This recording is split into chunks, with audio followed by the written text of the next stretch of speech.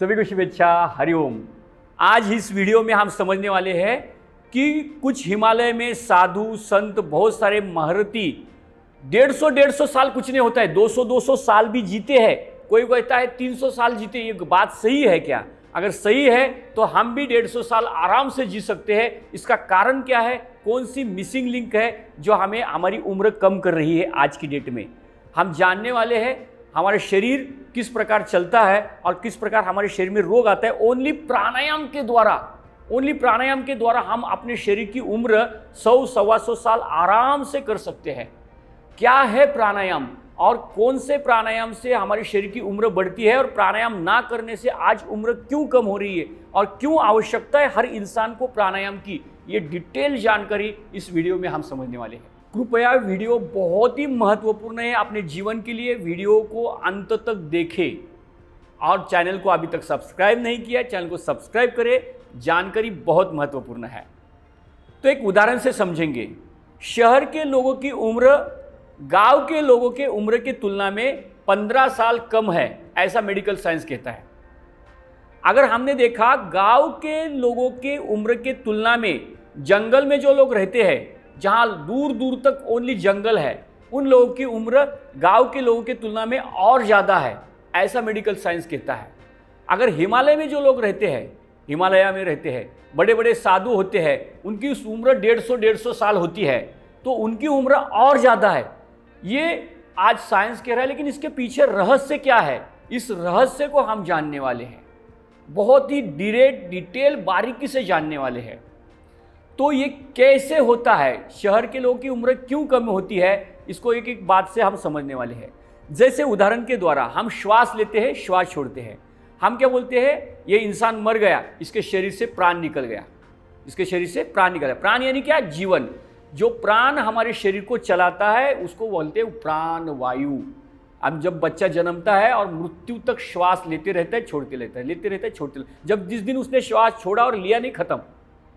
ये प्राण वायु जो ना, हवा जो ना हम अंदर लेते ना, यही हमारे शरीर को चला रही है, जिसमें ऑक्सीजन O2 कहते हैं।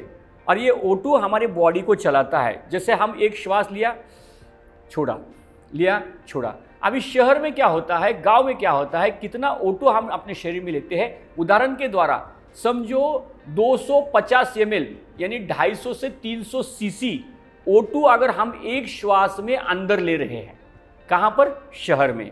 तो शहर में क्या होता है? गाड़ियां हैं, शहर में बहुत सारी गाड़ियां हैं, ट्रक है, और 1 लीटर डीजल तकरीबन 800 से 900 cc यानी 1 लीटर तक ऑक्सीजन खा जाता है।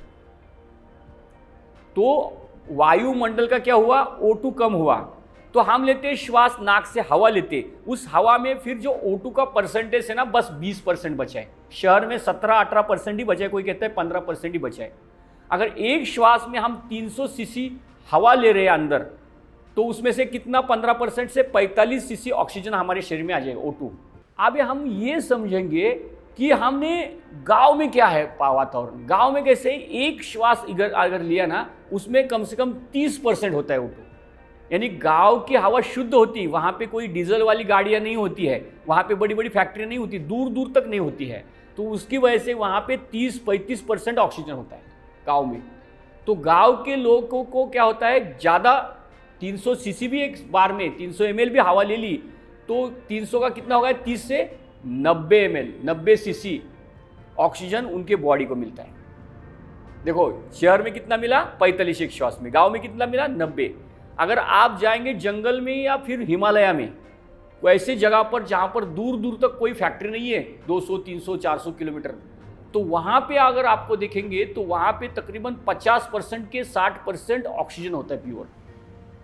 तो वहां पे क्या हुआ? ऑक्सीजन एक श्वास में उन्होंने 300 cc भी हवा अंदर ली तो 150 मिला उनको, एक श्वास में 150 मिला। और शहर वालों को कितना मिला? 45 मिला।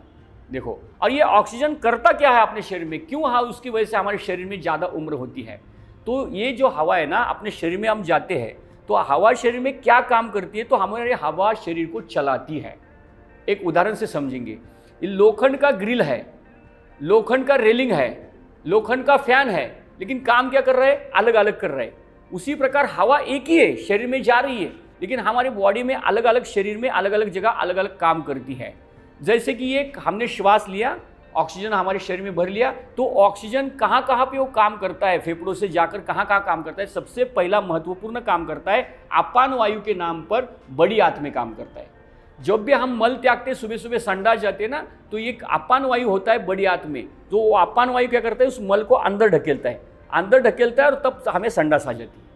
अगर ये अपान वायु कम पड़ा, यानी कि ऑक्सीजन लेवल आपके बॉडी की कम हुई, तो संडास नहीं आएगी आपको। बॉडी संडास नहीं आएगी तो क्या होगा, एसिडिटी होगी, मल साफ ठीक से नहीं होगा, एसिडिटी होती है और मल अंदर ही रहेगा, फिर वही सारे रोग हो जाएंगे। इसके लिए ऑक्सीजन अगर ज़्यादा रहेगा बॉडी में तो वॉशरूम क्या होता है, साफ हो जाता है, क्योंकि अपान वायु बेहतर तरीके से काम करता है। दूसरा है समान वायु। समान वायु हमारे शरीर में क्या कार्य करता है, अन्न को खाए हुए अन्न को पचाता है। अगर आपने कितना भी अच्छा अन्न खाया, अगर हमारे शरीर में ऑक्सीजन नहीं है, प्राणवायु नहीं है, तो उस अन्न को कैसे पचाएगा, फिर वो अन्न सड़ जाता है और कई सारे रोगों का कारण बनता है। तीसरा है उदान वायु, जो अपने हृदय की धड़कन को नॉर्मल रखता है। उदान वायु हृदय की धड़कन को नॉर्मल रखता है। अगर टेंशन डिप्रेशन आएगा तो होता है धड़कन बढ़ जाती है। अगर हमारे शरीर में प्राणवायु ज़्यादा है, ऑक्सीजन लेवल अच्छी है, टेंशन नहीं आएगा आपको, चिंता नहीं होगी आपकी। और क्या होगा, आपके हृदय की धड़कन नॉर्मल रहेगी, हृदय का आयु बढ़ेगी और मस्तिष्क शांत रहेगा और डिप्रेशन टेंशन बिल्कुल नहीं आएगा। देखो तीसरा। चौथा काम करता है हमारे शरीर में वयान वायु, शरीर के हर कोशिकाओं में ऊर्जा पहुंचाता है। अगर हमने घुटने में दर्द है, हमने अच्छा खाना खाया, लेकिन घुटने तक वो पोषक तत्व कैसे जाएंगे, तो वयान वायु के माध्यम से जाएंगे। तो वयान वायु क्या करता है, पूरे शरीर में पोषक तत्वों को फैलाता है। और पांचवा है मुख्य प्राणवायु, जो अपने हृदय में रहता है, अपने फेफड़ों में रहता है, सॉरी।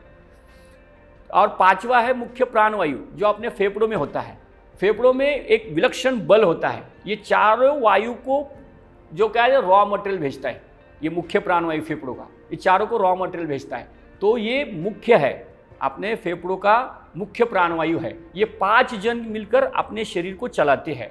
इसमें से एक का भी काम अगर बिगड़ गया तो शरीर बिगड़ गया। और ये सारों को क्या लगता है, प्योर O2 लगता है।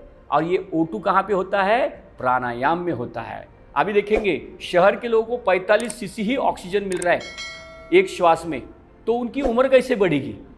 तो उसको एक टेक्निक है, ध्यान से सुनिए।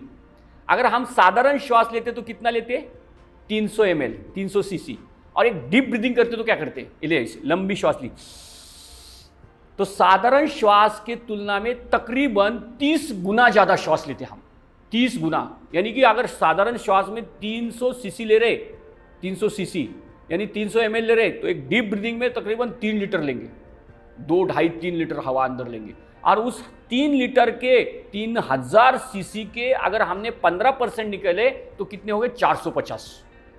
देखो 450, यानी एक श्वास में डीप ब्रीदिंग में हम 450 O2 ऑक्सीजन अंदर ले रहे एक डीप ब्रीदिंग में। अगर हमने 10 मिनट किया तो, अगर 10 मिनट किया तो दिन भर का प्राणवायु ऑक्सीजन आपके लिए बहुत हो जाएगा और आपकी उम्र बढ़ेगी। इसलिए 10 मिनट भी डीप ब्रीदिंग है ना, अपने शरीर को बहुत ताकत देता है, उम्र को बढ़ाता है, अपने शरीर की सारी गतिविधियों को बेहतर बनाता है। इसलिए गांव के लोगों को डीप ब्रीदिंग की आवश्यकता नहीं, ऑलरेडी उनको ज़्यादा प्राणवायु मिल रहा है, इसलिए उनकी आयु क्या होगी, बढ़ जाती है अपने आप। लेकिन हमारी अगर हमें आयु बढ़ानी है तो रोज़ 10 से 15 मिनट कम से कम डीप ब्रीदिंग करो, 100% हमारी आयु बढ़ेगी। अगर इंसान प्राणायाम सीख लेता है, नाड़ी शोधन प्राणायाम है, अनुलोम विलोम प्राणायाम है, बंधयुक्त प्राणायाम है, अगर सीख लेता है तो इंसान 100, 125 साल, 150 साल भी जी सकता है, अगर सही ढंग से सीख लेता है। लेकिन ये बंधयुक्त जो प्राणायाम है वो योग्य गुरु से सीखना चाहिए। मोबाइल पे देख के, ऐसे यूट्यूब पे देख के ये करने का प्राणायाम नहीं है। प्राणायामेन युक्तेन सर्वरोग क्षयो भवे, आयुक्ताभ्यास योगेन सर्वरोग समुद्भवाः। इस प्राणायाम को कुंभक कहा गया है। ये बंधयुक्त प्राणायाम को अगर आपने मन से किया और गलत हो गया तो आपके शरीर में कई सारे रोग हो सकते हैं। अगर वो सही प्राणायाम हुआ तो आपकी आयु 150 साल तो होगी ही, लेकिन आपके शरीर में एक भी रोग बचेगा नहीं, ऐसा महर्षि कह रहे हैं। कैसे होता है, जैसे आप बंधयुक्त प्राणायाम में श्वास को रोकना पड़ता है, अगर जाने अनजाने में ये बंद छूट गया तो ये हवा क्या जाती है, ब्रेन में चल जाती है, माइग्रेन शुरू होता है, कई सारे रोग निर्माण होते हैं। इसलिए बंधयुक्त प्राणायाम, डीप ब्रीदिंग आप कहीं पर भी कर सकते हैं, कोई उसमें कोई ये नहीं है।